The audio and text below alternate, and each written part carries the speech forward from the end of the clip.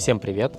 Это моя серия вариантов легализации в Испании. Я записал уже большое видео, в котором рассказал все способы. И в этом видео мы разберем студенческую визу. Меня зовут Вадим. Я хочу, чтобы вы понимали, что я не юрист и не шарю в этих всех штуках.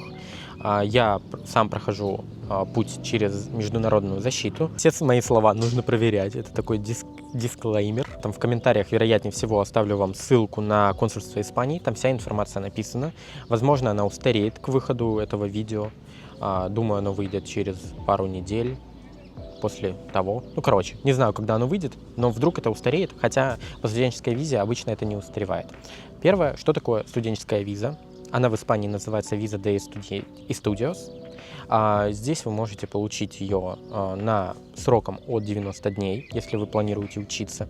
Есть несколько вариантов. Вы можете поступить в испанский университет. Это делается дистанционно, без каких-либо проблем. Вы можете продолжить здесь обучение, вот если вы в России еще успели до закрытия болонской системы. У вас есть бакалавриат. Ой, что-то криво выговорил, но надеюсь, вы поняли. Вот 4 года вы в университете или 5 лет отучились, и потом вы можете продолжить на магистра 2 года. Вы можете поступить в университет в Европе, в США, потому что у вас есть диплом в определенной системе. Вы подаете документы в университет, вам выпускают визу. Это, наверное, один из самых простых способов легализации. Она вам дает способ и работать, но не все варианты, но частичную занятость вам она дает. Там около 30 часов в месяц, в неделю. Точно не уверен. Вы можете обучаться в университете, среднее специальное образование, в колледж вы можете поступить. Вы можете поступить на языковые курсы, чем пользуется очень большое количество людей, потому что вы год обучаетесь, обучение там стоит 2500 евро, 3500 евро. Можете по программе обмена, то есть когда ваш университет обменивает вас с кем-то другим, и вы обучаетесь за рубежом. Тоже как вариант. Волонтерские программы. О них я мало чего знаю. Вот вы можете посмотреть, у меня есть коллаборация с Денисом. Он находится на волонтерской программе. Вы можете задать ему вопросы в комментариях, перейти к нему на канал. Он там снимает некоторые видео по этой теме. Думаю, он сможет вас проконсультировать, что-то вам подсказать. Я его канал оставлю в описании, там на видео про волонтерство. Там обычно вам и зарплату платят, и жилье, и питание, и еще вы учитесь. Весь набор. Очень классный вариант узнать культуру и потом принять решение о переезде, например. Плюсы студенческой визы — это вы можете начать в любое время года, то есть вы не должны подвязываться к осени, к лету, к зиме. Если вы, например, выбираете языковые курсы, их можно начать в любой момент. Вам, вероятнее всего, языковая школа вам поможет еще с одобрением. Нет никакого возрастного ограничения. Вы можете и в 50 поехать учиться, в 20 поехать учиться, вообще в любой возраст. Наверное, совершеннолетний. Несовершеннолетний, там, наверное, сложнее процедура, но сам принцип того, что вы можете в любом возрасте поехать. Доступная стоимость, университеты здесь на самом деле недорогие. Если выбирать, не какие-то большие, а что-то поменьше в маленьких городах, условно в вышке, в петербургской вышке будет обучение стоить 500 000 рублей, здесь 100 000 рублей. Разница очень маленькая, языковые курсы стоят недорого, это 3,5 за год. Мне кажется, это очень хорошая, приемлемая стоимость, чтобы жить. Обычно эти курсы находятся в Барселоне, Валенсии, Мадриде. При этом здесь нужен небольшой пакет документов, чтобы получить данную визу. Вам не нужно стопки, это не одобрение ипотеки, а достаточно простой процесс. После того, как вы окончили обучение, вы можете продолжить его и пролонгировать свою визу, или можете поменять тип визы. На это вам будет выдано 90 дней, чтобы вы решили эти вопросы. Вы можете открыть ИП, куча вариантов, а можете вообще здесь остаться, а потом по оседлости получить ВНЖ. Студенческую визу вы уже можете получить на территории Испании. То есть вы открыли Шенген, сюда прилетели, ее можете открыть здесь. Проблема в том, что у вас должен быть длительный Шенген, на 14 дней, конечно, не подойдет, вы не успеете этого всего сделать. Но если такое есть, то было бы проще. И если вы подаете это в Испании, то шанс одобрения намного выше. То есть важный момент, что если вы подаете в Испании, то на момент подачи у вас должно быть, виза, Шенген, заканчивается, еще 30 дней у нее должен быть остаток. Сейчас, насколько я знаю, в России дают достаточно короткие визы, но я делал визу в пустой паспорт, без документов, без ничего, мне дали всего лишь на 14 дней или на месяц. Ну, короче, очень недолгий срок для оформления там этих документов, но там будет справка о несудимости, например, и я рекомендую оформить нотариальную доверенность с широким спектром полномочий, чтобы кто-нибудь из ваших близких в России мог получать документы, чтобы решать эти вопросы здесь, потому что через консульство обычно эти вопросы решаются долго, а там получить условно справку о несудимости вы можете очень быстро. Плюс по этому пути вы не все документы можете предоставлять сразу, то есть можете сначала один пакет таких документов, а потом донести их дальше. Подробнее обсудим, какие варианты подходят. Как я сказал, это университет, высшее образование, может быть очным, если вы очно обучаетесь, например, на гранте, то у вас есть и общежитие, и жилье, и все. При этом оно может быть не только очным, но и гибридным. Но здесь важный фактор, чтобы 50% обучения проходило очно, а не заочно. Вот. Вообще через университет очень многие мои знакомые, друзья переехали в Европу. Это обычно разные страны, и Франция, и Швейцария. Нет, не Швейцария, а Швеция, наверное. Ну, короче, многие мои знакомые уехали из России достаточно давно по студенческой визе. Они обычно продолжали как бы магистратуру, да, то есть после того, как окончили бакалавриат, перешли на магистратуру. I'm sorry за звук, у меня здесь дети заспавнились.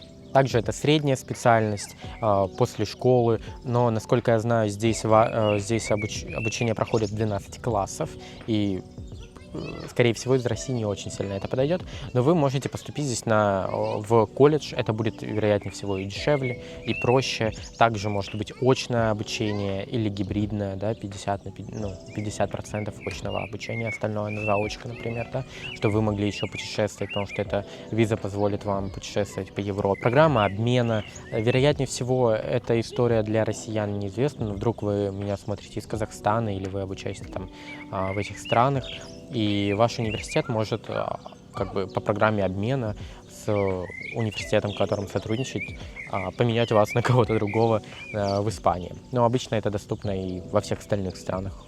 Плюс волонтерские программы. Работает это не со всеми, то есть это должна быть аккредитованная волонтерская деятельность с некоммерческим подходом. Как я говорил, вы можете написать Денису, он сейчас в одной из них работает, и вы можете проконсультироваться, я оставлю ссылку в описании на его видео, вдруг это вам поможет, как волонтерский проект найти.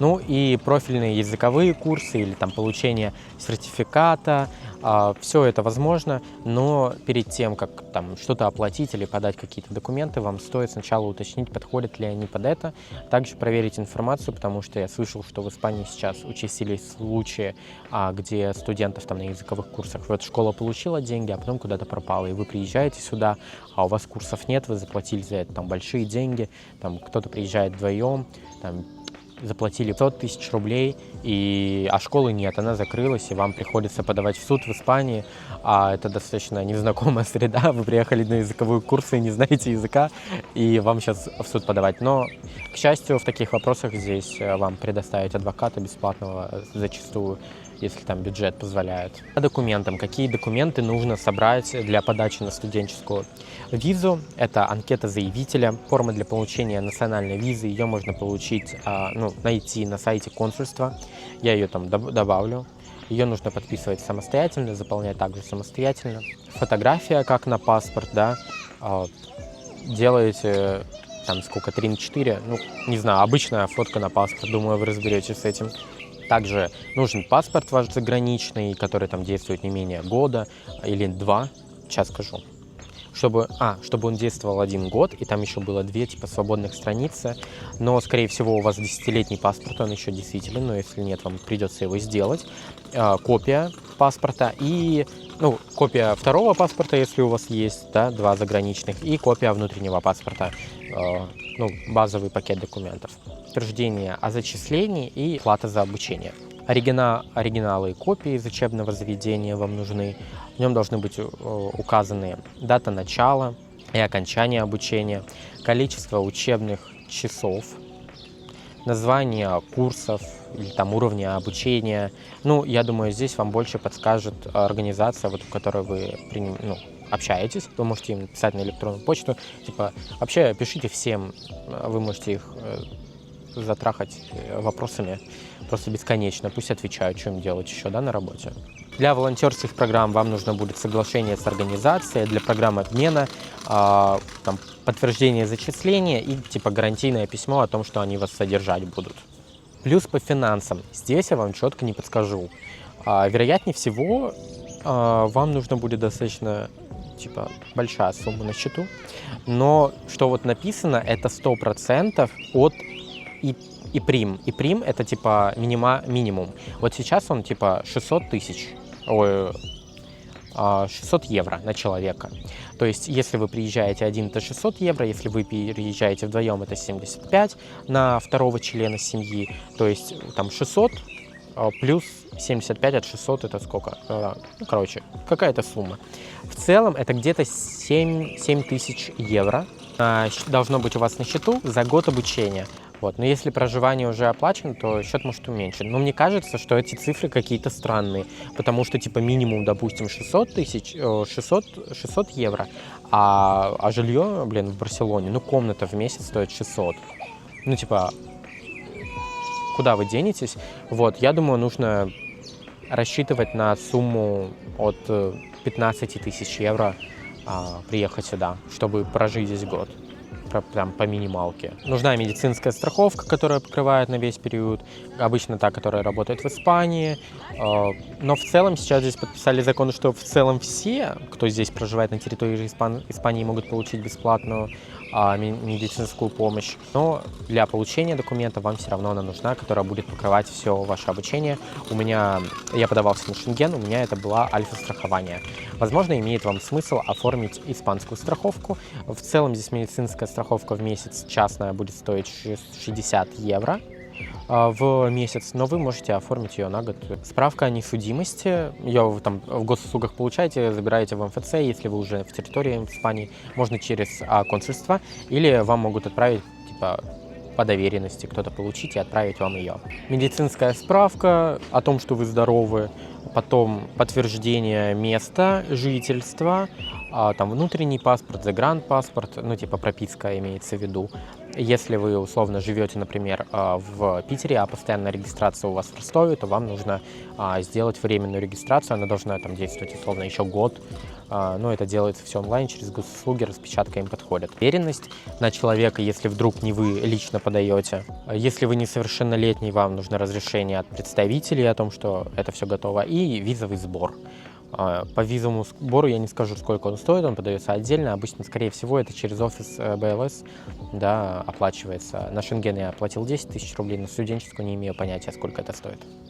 Для того, чтобы там для ваших родственников параллельно, да, получить, то есть вы можете учиться и приехать, там, условно, жена учится на курсах, а ваш муж хочет тоже с вами приехать, вам нужно их финансовое состояние и все те же самые документы, плюс документ, который обозначает вашу родственную связь, типа свидетельство о браке, например. Процедура подачи Генеральное консульство Испании вы не придете, да. Теперь у нас есть БЛС. В БЛС вы подходите, подается обычно за 2 месяца до начала обучения. Ответ вы получите в течение месяца. Если вдруг придет отказ, то там будет написана причина, и вы можете ее обжаловать там в течение месяца. Ну, плюс еще можно в суд в Мадриде, но это 2 месяца ждать, и я не уверен, что это будет актуально, но вдруг это просто имейте в виду. Если вам дадут студенческую визу на 1 год, то если вы обучаетесь там больше года, вам дадут ТИА. Обычно через месяц после того, как вы прибываете здесь, вам нужно будет получить СИТу. СИТа — это запись, и получить свою типа ВНЖ местную. Она будет там ограничена на год. Вот. И по окончанию обучения у вас будет 3 месяца, чтобы решить, что делать дальше. Вы можете продлить студенческую визу, перейти на рабочую визу, перейти на визу для самозанятых, оформить ВНЖ по поиску работы и оформить ВНЖ стажировки. О них я вообще ничего не знаю и записывать ничего не буду, но вы можете это погуглить, потому что это уже следующий этап, это одно и то же, чтобы я вам записывал, как получить испанское гражданство.